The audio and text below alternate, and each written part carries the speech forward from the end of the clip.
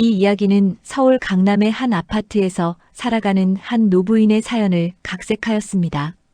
세상에 넘쳐나는 돈과 욕심, 그리고 그 사이에서 피어나는 인간의 본성에 관한 이야기입니다. 창밖으로 한강이 유려하게 흐르는 풍경이 펼쳐졌습니다. 화창한 5월의 햇살이 비치는 55평형 아파트의 거실은 한 폭의 그림 같았죠. 이정숙 할머니는 소파에 앉아 창밖을 바라보며 깊은 생각에 잠겼습니다. 70이 넘은 나이에도 단정한 머리와 얼굴에 정갈하게 바른 화장은 그녀가 자신을 얼마나 소중히 여기는지 보여주는 듯했어요. 철수야, 오늘도 날씨가 참 좋구나. 정숙은 거실벽에 걸린 남편의 사진을 바라보며 중얼거렸습니다. 사진 속 김철수는 환하게 웃고 있었어요. 10년 전 갑작스러운 심장마비로 세상을 떠난 남편은 그녀에게 이 아파트와 상당한 재산을 남겼습니다. 압구정에 위치한 이 아파트는 지금 시가로 40억을 훌쩍 넘는 가치를 지녔죠. 어머니, 다 드셨어요? 거실로 들어서는 며느리 박소연의 목소리에 정숙은 깊은 생각에서 깨어났습니다. 소연은 주방으로 향하며 식탁 위에 그릇들을 치웠어요. 응, 잘 먹었다. 손이 참 고와. 칭찬해도 소연의 표정은 밝아지지 않았습니다. 그녀의 눈빛은 끊임없이 아파트 곳곳을 훑고 있었어요. 정숙은 그 시선이 무엇을 의미하는지 잘 알고 있었습니다. 결혼 15년 차 아들 민호와 소연 부부가 한 달에 한 번 방문하는 이유도 너무나 뻔했죠. 어머니, 이 집 정말 너무 크시지 않아요? 혼자 계시기에는 관리하기도 힘드실 텐데. 소연은 창가로 걸어가며 물었습니다. 햇살 아래 그녀의 얼굴에는 은밀한 계산이 드리워져 있었어요. 난 이 집이 좋아.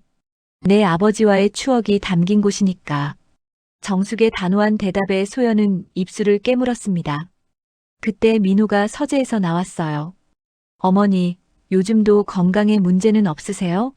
지난번에 어지럽다고 하셨잖아요. 민호의 목소리에는 은근한 걱정이 묻어 있었습니다. 그러나 정숙은 그 속에 숨겨진 의도를 놓치지 않았어요. 아들의 말 한마디 한마디가 재산을 향한 계산처럼 느껴졌습니다. 괜찮아. 나이가 들면 다들 그런 거지. 정숙이 담담히 대답하자 민호와 소연은 서로 눈빛을 교환했습니다. 그 짧은 순간에도 무언가 계획이 오가는 듯 했어요. 어머니, 우리 집으로 오세요. 같이 살면 외롭지도 않고 좋잖아요. 소연이 다가와 정숙의 손을 잡았습니다. 그녀의 목소리는 달콤했지만 눈빛은 차가웠어요. 정숙은 며느리의 손길이 뱀처럼 느껴져 본능적으로 몸을 움츠렸습니다. 고맙지만 난 여기가 편해. 철수와 함께 지내던 곳이니까. 민호가 한숨을 내쉬었습니다. 어머니, 이제 아버지는 돌아오지 않으세요. 현실적으로 생각하셔야 해요. 그 말에 정숙의 가슴이 찢어지는 듯 했습니다. 아들의 냉정한 말투에 눈물이 차올랐지만 애써 감정을 억눌렀어요. 내가 아직 정신이 멀쩡하니 걱정 마라. 다 알아서 할 테니. 정숙의 단호한 태도에 민호는 표정이 굳어졌습니다. 소연은 황급히 웃음을 지으며 상황을 부드럽게 만들려 했어요. 어머니, 우리가 걱정돼서 그래요. 어머니 재산 탐내는 거 아니에요. 하지만 그 말과는 달리 소연의 눈빛에는 탐욕이 가득했습니다. 정숙은 가슴속에서 불편한 감정이 일어났지만 내색하지 않았어요. 가족이니까. 그저 그 이유만으로 참아왔습니다. 자, 차 한 잔 더 마실래? 아니면 이만 가볼래? 정숙이 무심한 듯 물었습니다. 민호와 소연은 어쩔 수 없다는 듯 일어섰어요. 다음 주에 또 올게요, 어머니. 꼭 전화하세요. 필요한 게 있으시면. 민호의 말에 정숙은 미소로 답했습니다. 현관문이 닫히자 그녀의 미소가 사라졌어요. 창밖으로 멀어지는 아들 부부의 차를 바라보며 정숙은 깊은 한숨을 내쉬었습니다. 철수야, 우리 아들이 이렇게 변해버렸구나. 정정만이 그녀의 말에 대답했습니다. 고요한 아파트에 정숙의 한숨만이 흘렀어요. 마음 한편으로는 알고 있었습니다. 이 거대한 집과 재산이 아들 부부에게는 눈부신 유혹이라는 사실을. 그러나 그들이 어디까지 갈 수 있을지 정숙은 상상조차 하지 못했습니다. 이틀 후 정숙은 민호와 소연의 제안으로 압구정의 고급 레스토랑에서 저녁 식사를 하기로 했습니다. 아마도 지난번 불편했던 분위기를 풀려는 배려겠지라고 생각했지만 마음 한구석에서는 여전히 불편한 감정이 자리하고 있었어요. 어머니, 이 레스토랑 분위기가 어떠세요? 예약하기 정말 힘들었거든요. 소연이 와인을 따르며 물었습니다. 정숙은 미소로 답했지만 소연의 과한 친절함이 어쩐지 부담스러웠습니다. 좋구나. 호텔 레스토랑은 오랜만이네. 민호가 메뉴판을 살펴보며 끼어들었어요. 어머니, 건강검진은 받으셨나요? 나이가 있으시니 정기적으로 검사받는 게 좋을 것 같아요. 정숙은 아들의 관심이 진심인지 의심스러웠습니다. 요즘 들어 건강에 관한 이야기를 유독 자주 꺼내는 것이 마음에 걸렸어요. 괜찮아. 지난달에 검진 받았어. 의사가 내 나이치고는 아주 건강하다고 하더구나. 민호와 소연의 표정이 미묘하게 굳어졌습니다. 두 사람은 눈빛을 교환했고 정숙은 그 모습을 놓치지 않았어요. 화장실 좀 다녀올게. 정숙이 자리에서 일어나자 민호가 재빨리 대답했습니다. 네, 어머니. 저희는 와인 좀 더 주문할게요. 화장실로 향하던 정숙은 갑자기 발걸음을 멈추었습니다. 핸드백을 놓고 온 것이 생각났기 때문이었죠. 테이블로 돌아가려는 순간 그녀는 믿을 수 없는 광경을 목격했어요. 민호가 주변을 살피며 재빨리 손을 움직이고 소연이 무언가 하얀 가루를 정숙의 물잔에 섞고 있었습니다. 두 사람의 동작은 숙련되어 보였고 소연은 작은 약병을 재빨리 가방에 집어넣었어요. 확실해? 용량이 맞아? 민호의 낮은 목소리가 들려왔습니다. 걱정 마, 여보. 이 정도면 충분해. 그냥 잠깐 아프신 것처럼 보이기만 하면 돼. 소연의 차분한 대답에 정숙의 심장이 얼어붙는 듯 했습니다. 그녀의 다리가 후들거렸고 숨이 막혀왔어요. 내 자식이, 내 며느리가. 충격과 배신감이 가슴을 찢었습니다. 정숙은 본능적으로 화장실로 몸을 숨겼습니다. 차가운 대리석 세면대를 붙잡고 거울 속 자신의 창백한 얼굴을 바라보았어요. 손이 떨리고 심장이 미친 듯이 뛰었습니다. 진정해야 해. 지금 무너지면 안 돼. 깊은 숨을 몇 번 들이마신 후 정숙은 침착함을 되찾으려 노력했습니다. 자신의 눈을 의심하고 싶었지만 방금 본 것은 너무나 명확했어요.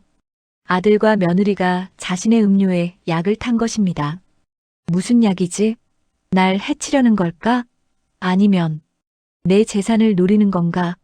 정숙은 마음을 단단히 먹고 테이블로 돌아갔습니다. 마치 아무 일도 없었던 것처럼 자연스럽게 미소 지었어요. 음식이 좀 늦네요. 배가 고프네. 민호가 안도의 표정을 지으며 대답했습니다. 곧 나올 거예요, 어머니. 소연이 정숙의 물잔을 살짝 밀어주었어요. 물 드세요, 어머니. 목마르실 텐데. 정숙은 미소를 지으며 잔을 들었습니다. 하지만 입술에 대기만 할 뿐 한 모금도 마시지 않았어요. 그리고 재빨리 화제를 돌렸습니다. 민호야, 요즘 회사는 어때? 지난번에 어려움이 있다고 했잖니. 민호의 표정이 변했습니다. 아, 네. 조금 나아지고 있어요. 식사 내내 정숙은 물잔에 손도 대지 않았습니다. 모든 음식을 경계하며 최소한으로만 먹었어요. 아들과 며느리의 시선이 자신의 잔에 머무는 것을 느낄 수 있었습니다. 집으로 돌아온 정숙은 현관문을 잠그자마자 주저앉아 울음을 터뜨렸습니다. 온몸이 떨렸고 가슴은 찢어질 듯 아팠어요. 철수의 사진을 바라보며 흐느꼈습니다. 여보, 우리 아들이 날 해치려 해. 그날 밤 정숙은 잠들지 못했습니다. 창밖의 한강 야경이 흐릿하게 보였어요. 머릿속에서는 계속해서 의문이 맴돌았습니다. 이게 정말 현실일까? 내가 너무 예민한 건가?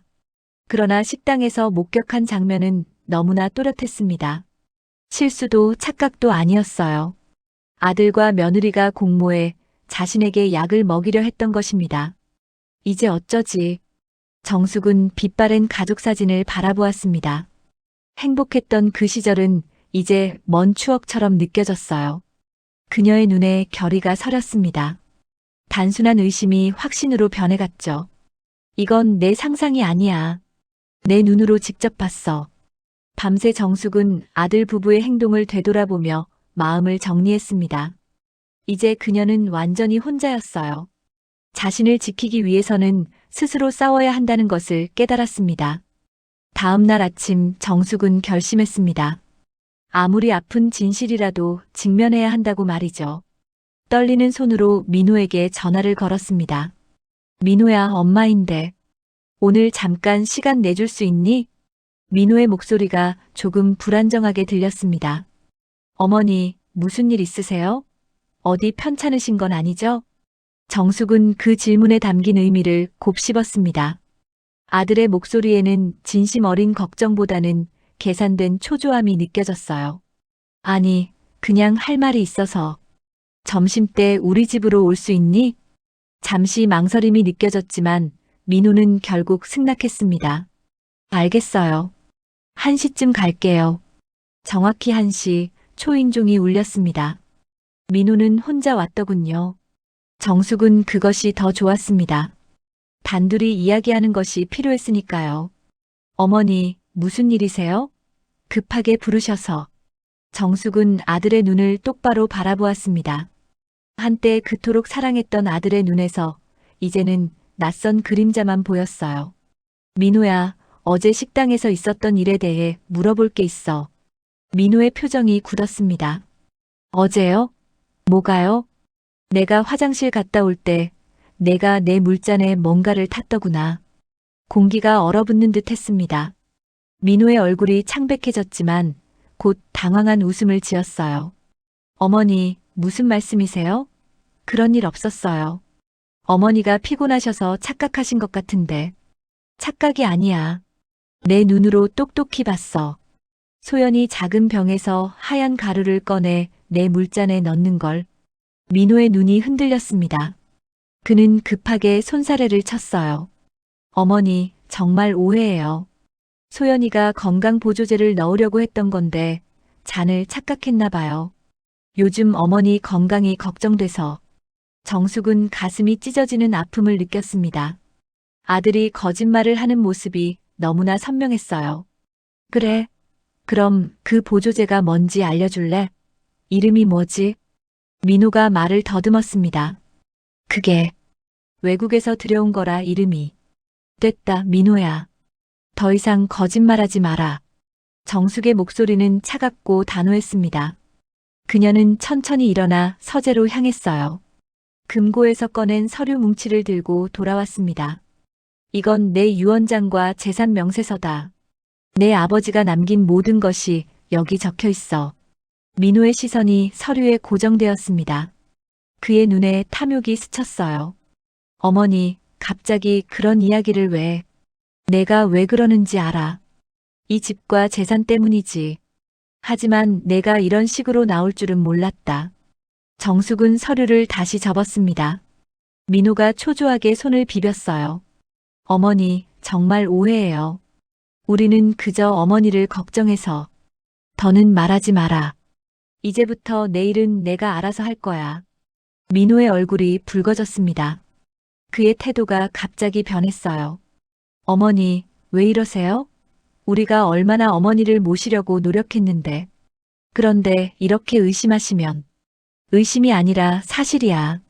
내가 직접 봤으니까. 정숙의 단호한 태도에 민호는 더 이상 변명하지 못했습니다. 그는 자리에서 벌떡 일어났어요. 어머니가 그렇게 생각하신다면 할 말이 없네요. 저희가 어머니 재산 탐내는 나쁜 자식으로 보이나 봐요. 정숙은 아들의 분노가 위장된 것임을 알았습니다. 그녀는 담담히 대답했어요. 내가 증명해 보이렴. 내가 틀렸다고. 앞으로의 행동으로. 민호는 말없이 현관으로 향했습니다. 문을 열기 전 그가 돌아보며 말했어요. 어머니, 이러시면 나중에 후회하실 겁니다. 우리가 어머니 곁에 있는 게 얼마나 중요한지 아실 거예요. 문이 닫히고 정숙은 깊은 한숨을 내쉬었습니다.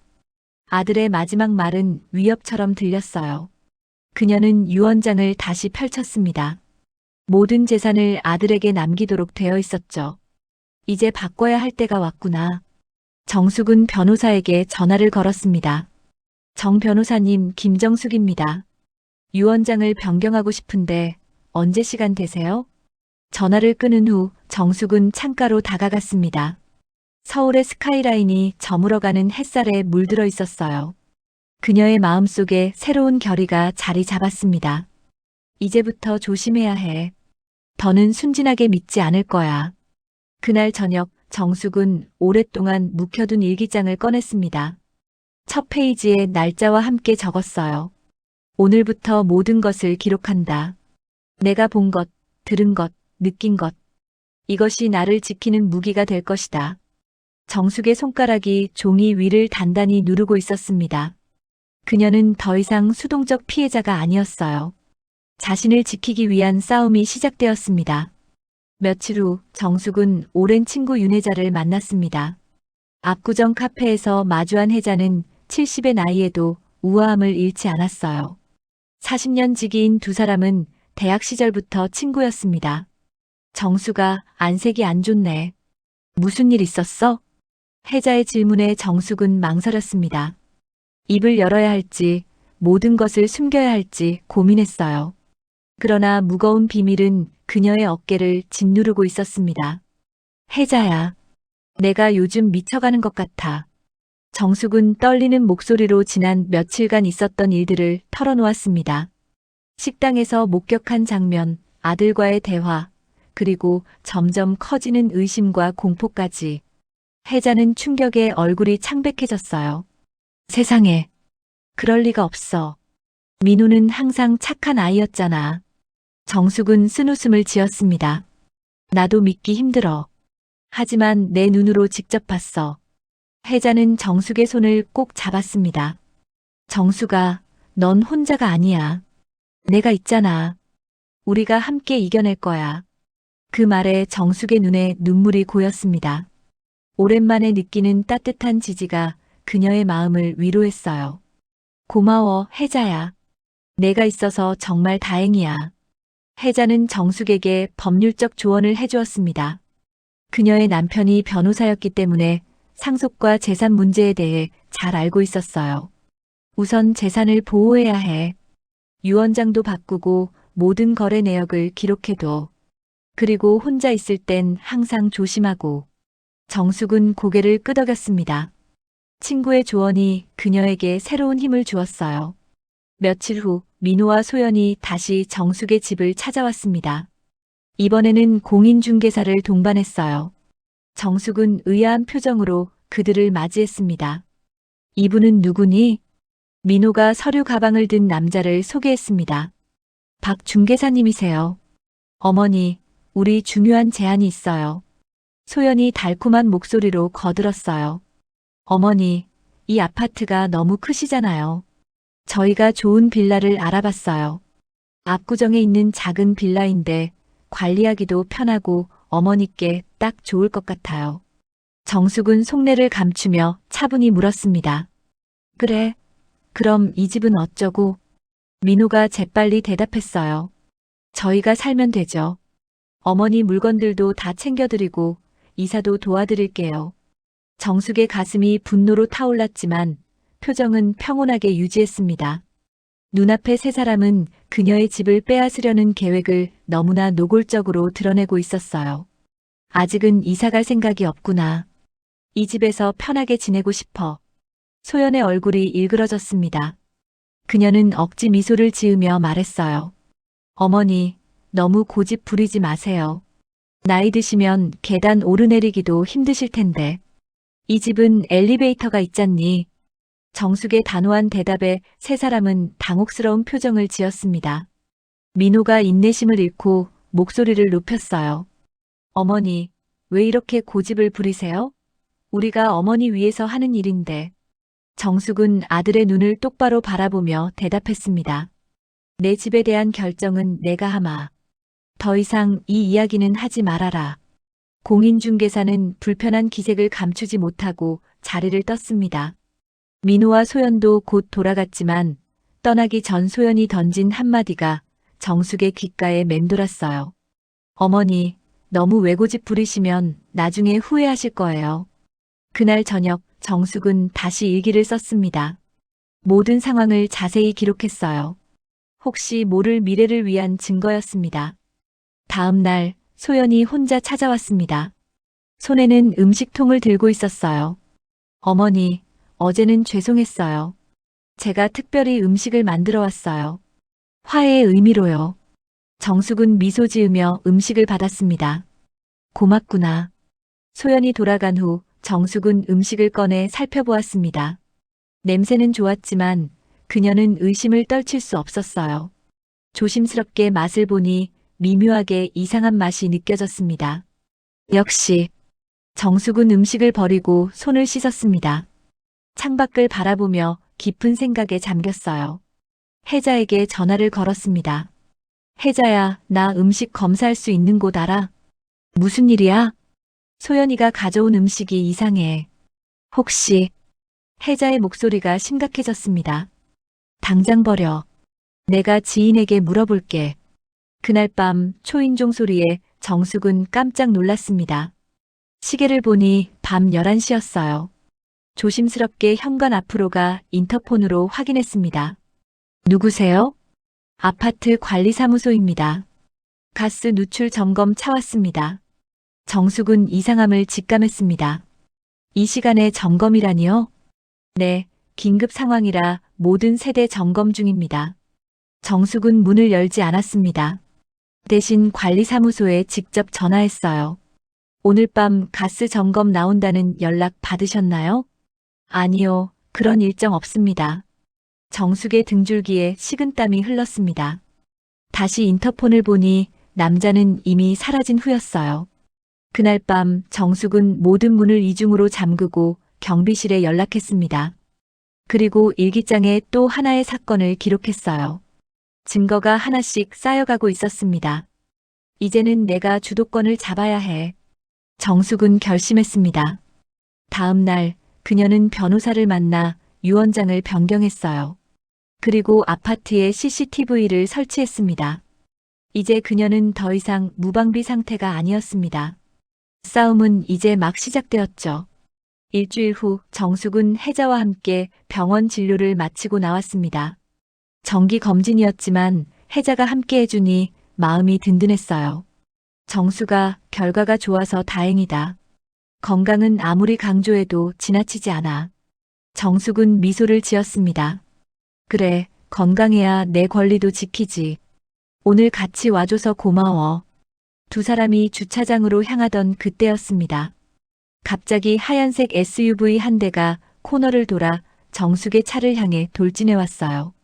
정숙이 놀라 비명을 지르기도 전에 차가 그녀의 차 옆면을 강하게 들이받았습니다. 세상에! 혜자가 놀라 외쳤습니다. 정숙은 충격으로 몸이 굳어버렸어요. 그때 SUV의 문이 열리고 소연이 황급히 뛰어나왔습니다. 어머니, 괜찮으세요? 저는 어머니 차인 줄 몰랐어요. 브레이크가 말을 안 들어서. 정숙의 가슴이 얼어붙었습니다. 소연의 눈에는 걱정이 아닌 다른 감정이 서려 있었어요. 그 차가운 눈빛이 모든 것을 말해주는 듯 했습니다.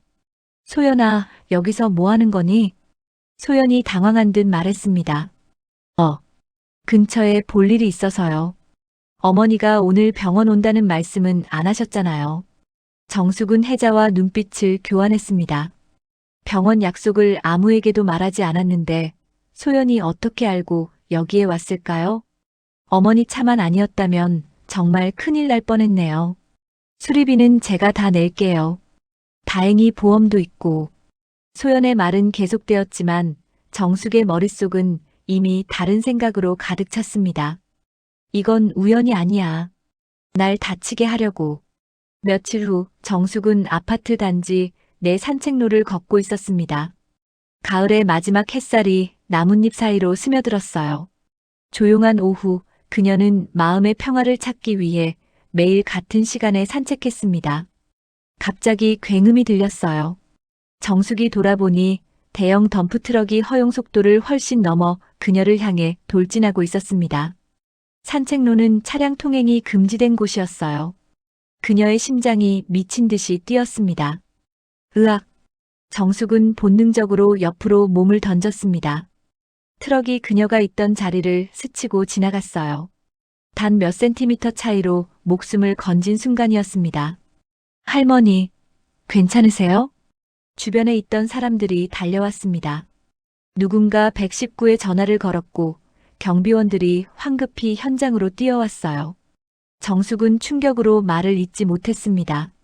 그녀의 다리가 후들거렸고 온몸이 떨렸어요. 트럭이 나를. 구급차가 도착했을 때 정숙은 이미 의식을 잃은 상태였습니다. 그녀는 병원으로 급히 이송되었어요.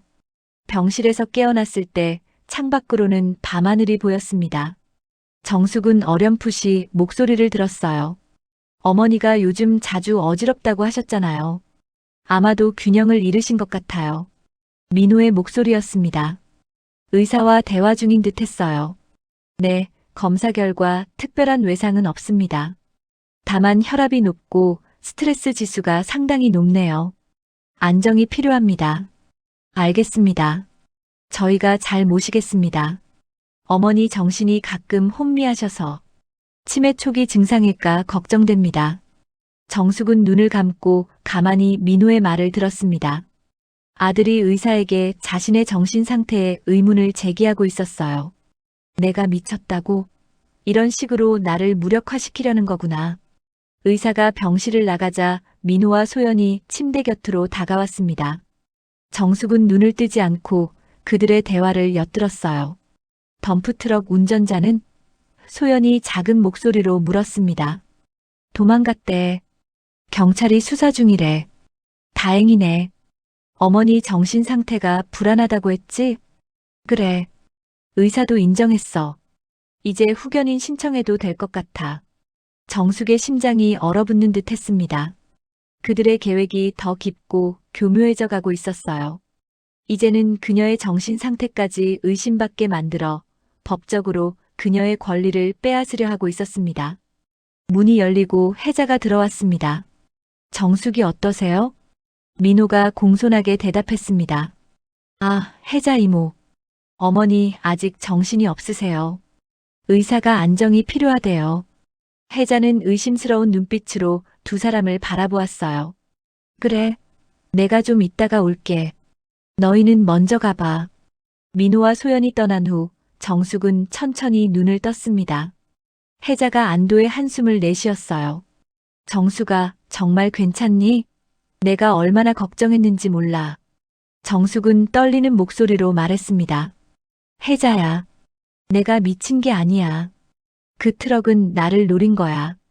확실해. 혜자는 정숙의 손을 꼭 잡았습니다. 나도 그렇게 생각해. 이건 우연이 아니야. 정숙의 눈에서 눈물이 흘러내렸습니다. 민호와 소연이 내 정신 상태가 불안하다고 의사에게 말했어. 내 재산을 차지하려고. 혜자의 표정이 굳어졌습니다. 증거를 모아야 해. 내가 도울게. 이틀 후 정숙은 퇴원했습니다. 민호와 소연은 그녀를 자신들의 집으로 모시겠다고 주장했지만 정숙은 완강히 거부했어요. 대신 혜자가 잠시 함께 지내기로 했습니다. 정숙의 아파트로 돌아온 두 사람은 즉시 모든 CCTV 영상을 확인했습니다. 놀랍게도 사고 당일 산책로 쪽 카메라가 고장 나 있었어요. 너무 계획적이야. 혜자가 분노를 감추지 못했습니다. 정숙은 조용히 일기장을 꺼냈습니다. 모든 사건을 시간순으로 정리했어요.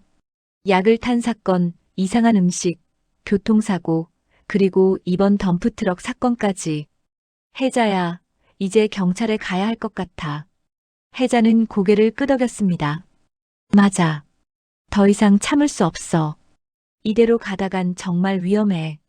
두 사람은 다음 날 경찰서를 찾기로 결정했습니다. 정숙은 창밖의 밤하늘을 바라보며 깊은 결의를 다졌어요. 이제 수동적으로 당하는 피해자가 아닌 적극적으로 진실을 밝히는 생존자로 거듭날 시간이었습니다. 다음 날 아침 정숙과 혜자는 경찰서로 향했습니다. 모든 증거를 담은 파일과 일기장을 가방에 챙기고 두 노인은 결연한 표정으로 집을 나섰어요. 그러나 아파트 로비에 도착하자 뜻밖의 상황이 펼쳐졌습니다. 어머니, 어디 가세요? 민호가 소연과 함께 서 있었습니다. 정숙은 순간 당황했지만 침착함을 유지했어요. 친구 만나러 가는 길이야. 민호가 한 발짝 다가왔습니다. 이 시간에요? 어제 퇴원하셨는데 무리하시면 안 됩니다. 정숙은 혜자와 눈빛을 교환했습니다. 그때 소연이 정숙의 가방을 향해 손을 뻗었어요. 어머니, 제가 들어드릴게요. 정숙은 재빨리 가방을 움켜쥐었습니다. 괜찮아. 내가 들 수 있어. 민호의 표정이 굳어졌어요. 어머니, 사실 우리가 할 말이 있어서 왔어요. 집에서 얘기할까요? 경찰서에 가려던 계획이 틀어졌습니다. 정숙은 어쩔 수 없이 세 사람과 함께 집으로 돌아갔어요. 거실에 앉은 정숙은 긴장된 표정으로 아들을 바라보았습니다. 어머니, 솔직히 말해볼게요. 민호는 서류 봉투를 꺼냈습니다. 의사 선생님과 상담했어요. 어머니가 최근에 환각 증세를 보이신다고. 정숙의 얼굴이 창백해졌습니다. 뭐라고? 소연이 부드러운 목소리로 거들었어요. 어머니, 저희를 오해하고 계시잖아요. 약을 탔다고 하시고 저희가 어머니를 해치려 한다고 생각하시고. 그건 사실이야. 내 눈으로 직접 봤어.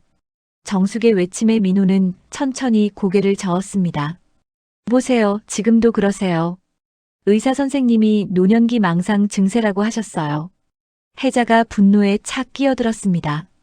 무슨 말도 안 되는 소리야. 정숙이는 멀쩡해. 민호는 혜자를 무시한 채 서류를 펼쳤어요. 이건 후견인 신청서예요. 어머니가 스스로 결정을 내리기 어려운 상황이라 법적으로 저희가 어머니를 보호하려고 합니다. 정숙의 심장이 얼어붙었습니다. 아들이 자신의 법적 권리를 빼앗으려는 서류를 눈앞에 들이미는 순간 세상이 무너지는 듯 했어요. 이걸 어머니가 서명해 주시면 저희가 어머니 건강과 재산을 관리해 드릴게요. 소연이 정숙의 손을 잡으며 달콤하게 말했습니다. 어머니, 이제 저희 집으로 가요. 저희가 잘 모실게요. 정숙은 손을 획 뿌리쳤습니다. 절대 안 돼. 이건 강압이야. 난 멀쩡해. 민호의 표정이 돌변했어요. 더 이상 거짓된 친절함이 아닌 차가운 냉혹함이 그의 얼굴에 드러났습니다. 어머니 협조하시는 게 좋을 거예요. 이미 병원에서 진단서도 받았고 이웃들에게도 어머니가 최근 이상행동을 보인다고 설명해뒀어요. 정숙은 경악했습니다. 날 미친 사람으로 만들려고? 내가 정말 내 아들이냐? 소연이 냉소적으로 웃었어요. 어머니, 그렇게 고집부리면 강제로 입원시킬 수도 있어요. 정신병원에 가고 싶으세요? 혜자가 벌떡 일어났습니다. 이 못된 것들, 어떻게 이럴 수가 있니? 부모에게. 민호가 냉정하게 말했어요. 혜자 이모, 이건 가족 문제니까 끼어들지 마세요. 어머니를 위한 일입니다. 정숙은 완전한 절망감에 빠졌습니다. 아들과 며느리가 이토록 계획적으로 자신을 무력화시키려 한다는 사실이 믿기지 않았어요. 그들의 욕망이 이렇게까지 극단적일 줄은 상상도 못했습니다. 난 서명 안 해. 당장 내 집에서 나가. 정숙의 단호한 외침에 민호가 한숨을 내쉬었습니다. 그럼 어쩔 수 없네요. 민호는 핸드폰을 꺼내 누군가에게 전화했어요. 네, 이제 오세요. 잠시 후 초인종이 울렸습니다. 소연이 문을 열자 두 명의 남자가 들어왔어요. 한 명은 의사 가운을 입고 있었고 다른 한 명은 간호사 복장이었습니다. 김정숙님 맞으시죠? 저희가 모시러 왔습니다. 정숙의 얼굴이 창백해졌습니다. 이게 무슨 짓이야? 의사라는 남자가 부드럽게 미소 지었어요. 김 여사님, 병원에서 안정을 취하셔야 합니다. 아드님의 요청으로 왔습니다. 혜자가 분노에 차서 외쳤습니다. 이건 불법이야. 당장 경찰을 부를 거야. 그러나 민호가 이미 준비해온 서류를 보여주었어요. 이미 법적 절차는 밟았습니다. 어머니의 건강과 안전을 위한 조치죠. 정숙은 공포에 떨었습니다. 그들이 자신을 정신병원에 강제로 입원시키려 한다는 사실을 깨달았어요. 일단 그곳에 들어가면 모든 것이 끝나버릴 것입니다. 난 안 가. 이건 불법이야. 날 가두려는 거잖아. 정숙의 절규에도 의사와 간호사는 다가왔습니다. 소연이 잔인한 미소를 지으며 속삭였어요. 어머니, 가만히 계시면 아프지 않을 거예요. 진정제 한 방이면 편안해질 텐데. 완전한 절망 속에서 정숙의 시선이 테이블 위 전화기에 닿았습니다. 순간의 결단력으로 그녀는 재빨리 전화기를 움켜쥐었어요. 난 지금 100일을 신고할 거야. 이건 납치야. 민호가 놀라 전화기를 빼앗으려 했지만 혜자가 그를 막았습니다. 정숙은 떨리는 손으로 전화를 걸었어요. 여보세요? 경찰이죠? 제 아들이 저를 강제로 정신병원에 보내려고 해요. 이건 불법입니다. 제 주소는. 정숙의 단호한 행동에 민호와 소연, 그리고 의사와 간호사는 당혹스러운 표정을 지었습니다. 경찰이 오면 상황이 복잡해질 것이 분명했어요. 이런 미친. 민호가 분노에 차서 중얼거렸습니다. 소연이 재빨리 의사를 향해 눈짓했어요. 어서 가요. 나중에 다시 오죠. 의사와 간호사는 서둘러 자리를 떴고 민호와 소연도 황급히 문을 향했습니다. 떠나기 전 민호가 정숙을 향해 차가운 눈빛을 던졌어요. 어머니, 이건 전쟁 선포네요. 후회하실 겁니다. 문이 닫히고 정숙은 전화를 붙잡은 채 그대로 주저앉았습니다. 그녀의 온몸이 떨렸어요. 혜자가 다가와 그녀를 꼭 안아주었습니다. 정숙아, 정말 용감했어. 이제 경찰에 가서 모든 걸 털어놓자. 더 이상 참으면 안 돼. 정숙은 천천히 고개를 끄덕였습니다. 공포와 배신감, 그리고 분노가 뒤섞인 눈물이 그녀의 뺨을 타고 흘러내렸어요. 이제 그녀에게는 돌아갈 길이 없었습니다. 진실을 밝히고 자신을 지키기 위해 그녀는 마침내 적극적인 행동을 취하기로 결심했습니다. 혜자야, 이제 모든 걸 알려야겠어. 경찰에 가자. 그리고 그녀는 마지막 카드를 꺼냈습니다. 식당 CCTV 영상을 요청하는 내용이 담긴 변호사의 편지였어요. 이제 산막이 시작되었습니다. 진실을 향한 마지막 싸움이 펼쳐질 차례였습니다. 경찰서 민원실은 차분한 분위기였습니다. 정숙과 혜자는 긴장된 표정으로 담당 형사를 기다렸어요. 얼마 후 김영사라는 중년의 남성이 두 사람을 상담실로 안내했습니다. 말씀해보세요, 어르신. 어떤 일이 있으셨나요? 정숙은 떨리는 손으로 일기장을 펼쳤습니다. 지난 몇 주간의 모든 사건을 차례대로 설명했어요. 식당에서 목격한 약 타는 장면, 교통사고, 덤프트럭 사고, 그리고 어제 있었던 강제 입원 시도까지. 김영사는 처음에는 의심스러운 눈빛이었지만 점차 진지한 표정으로 변했습니다. 정숙이 마지막 말을 마치자 그가 물었어요. 혹시 이런 일들을 증명할 만한 증거가 있으신가요? 혜자가 서류 봉투를 내밀었습니다. 이건 식당 CCTV 영상 요청서예요. 정숙이가 약을 탔다고 주장하는 그 식당이죠. 그리고 이건 덤프트럭 사고 현장 목격자 명단이고요. 김영사는 서류를 검토한 후 고개를 끄덕였습니다. 조사해보겠습니다. 심각한 혐의니만큼 신중하게 접근해야 할 것 같네요. 일주일이 지났습니다. 정숙은 혜자의 집에서 지내며 수사 결과를 기다렸어요. 민호에게서는 연락이 없었습니다. 침묵 속에 숨겨진 분노가 느껴지는 듯 했어요. 그러던 어느 날 오후 김영사에게서 전화가 왔습니다. 김정숙님, 좋은 소식이 있습니다. 식당 CCTV 영상을 확보했어요. 실제로 영상의 음료에 뭔가를 타는 장면이 찍혀 있습니다. 정숙의 가슴이 뛰었습니다. 정말요? 그럼 이제 증거가 생긴 거네요? 네, 그리고 덤프트럭 운전자도 찾았습니다. 그가 진술을 바꾸었어요. 처음에는 사고라고 했지만 누군가에게 돈을 받고 일부러 그랬다고 자백했습니다. 정숙의 눈에 눈물이 고였습니다. 마침내 진실이 드러나고 있었어요. 운전자 진술에 따르면 박소연 씨가 직접 만나 돈을 전달했다고 합니다.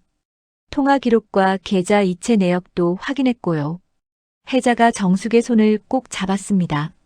정숙아, 드디어 증거가 나왔어. 김영사의 목소리가 이어졌어요. 가장 중요한 건 병원 의사와 간호사가 가짜였다는 겁니다. 실제 의료인이 아니었어요. 이건 명백한 범죄 행위입니다.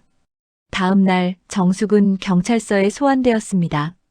진술을 마친 후 복도에서 기다리던 중 갑자기 민호와 소연이 나타났어요.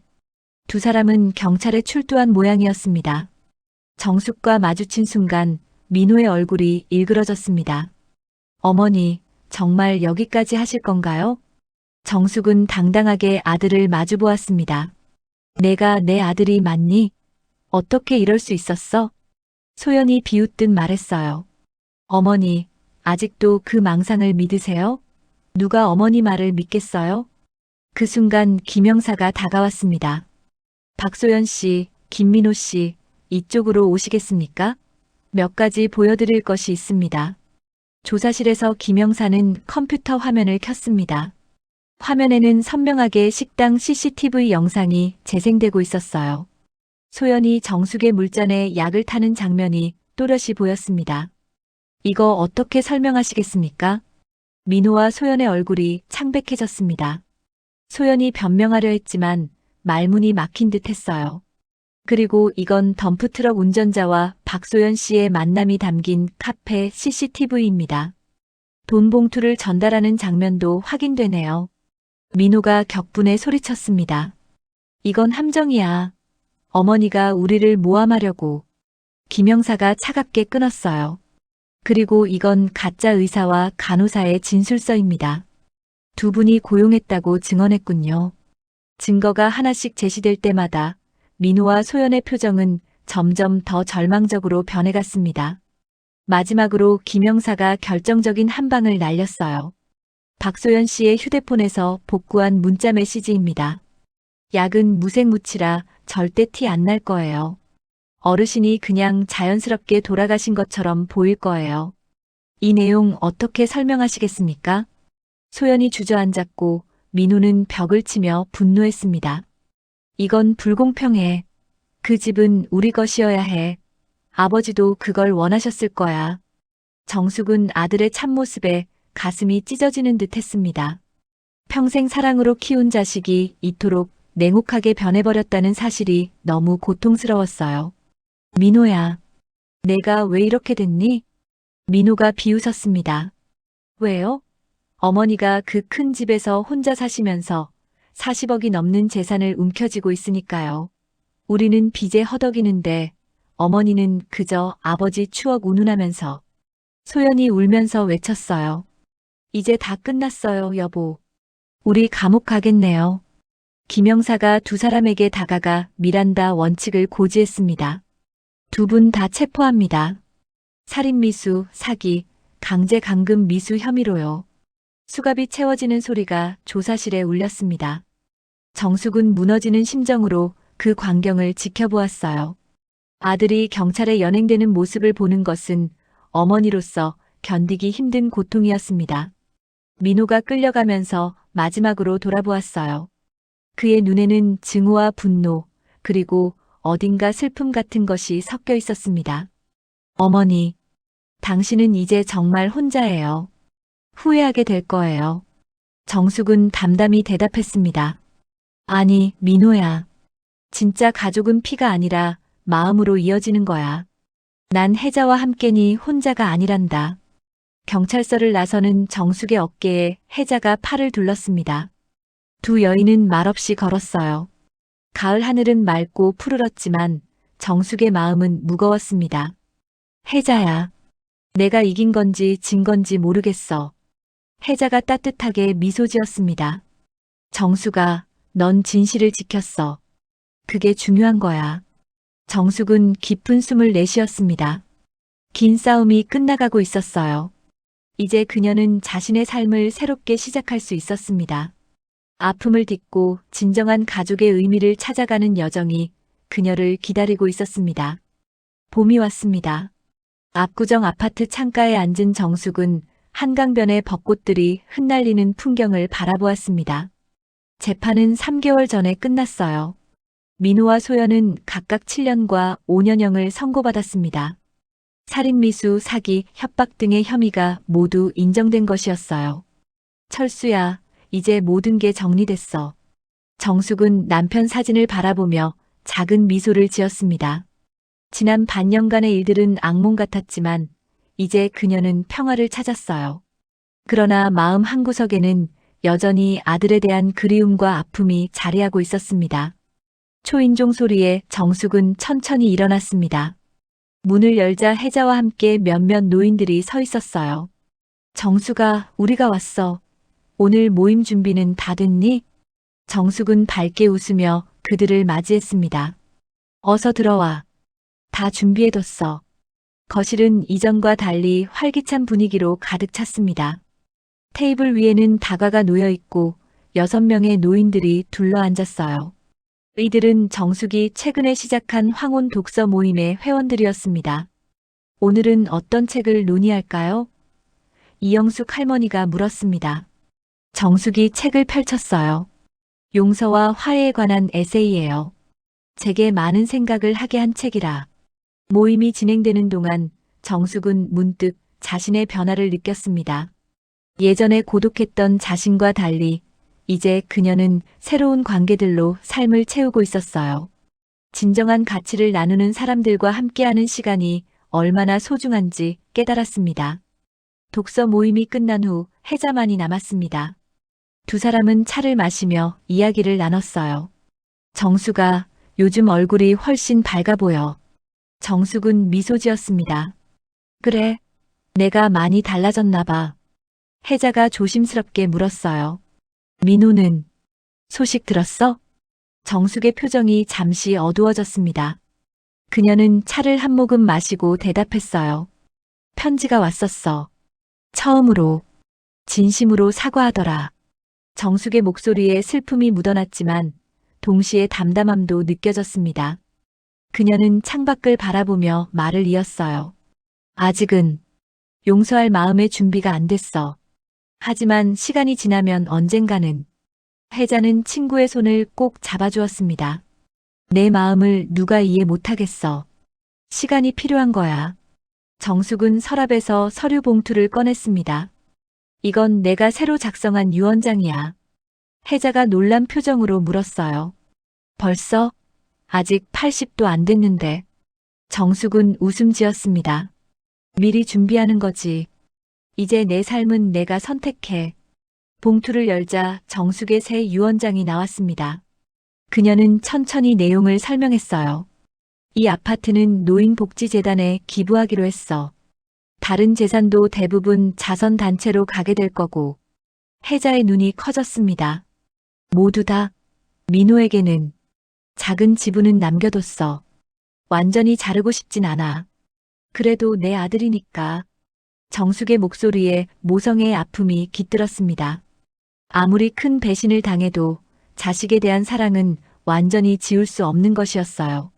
그리고 내게도 일부를 남겼어. 내 진짜 가족인 너에게. 혜자의 눈에 눈물이 고였습니다. 정숙아. 정숙은 미소 지었어요. 이제 난 자유로워. 돈과 재산이 내 인생을 지배하지 않아. 남은 생은 내가 원하는 대로 살 거야. 저녁이 되자 혜자는 돌아갔습니다. 정숙은 베란다에 나와 저물어가는 한강의 풍경을 바라보았어요. 1년 전과 같은 자리, 같은 시간이지만 모든 것이 달라졌습니다. 철수야, 이제야 알겠어. 진정한 부는 재산이 아니라 사람과의 관계였어. 그녀의 눈에서 한 줄기 눈물이 흘러내렸습니다. 슬픔의 눈물이 아닌 깨달음과 해방의 눈물이었어요.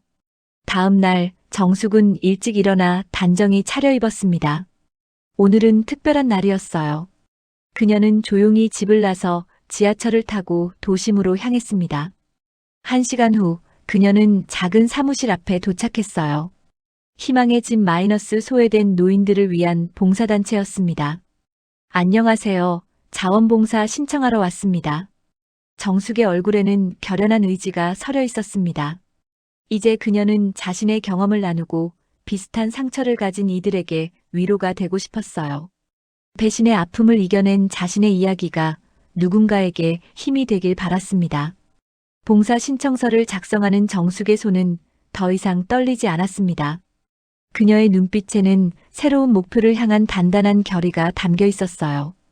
일을 마치고 집으로 돌아가는 길, 정숙은 한강변을 걸었습니다. 봄바람이 그녀의 머리카락을 부드럽게 쓰다듬었어요. 강물은 변함없이 흐르고 있었고 그녀의 삶도 이제 새로운 흐름을 찾아가고 있었습니다. 아파트에 도착한 정숙은 현관문을 열기 전 문패를 바라보았습니다. 김철수, 김정숙이라고 새겨진 오래된 명패 옆에 작은 세명패가 놓여 있었어요. 희망의 둥지라고 적힌 그것은 그녀의 새로운 시작을 상징했습니다. 이제 돌아왔어, 우리 집에. 정숙은 미소 지으며 문을 열었습니다.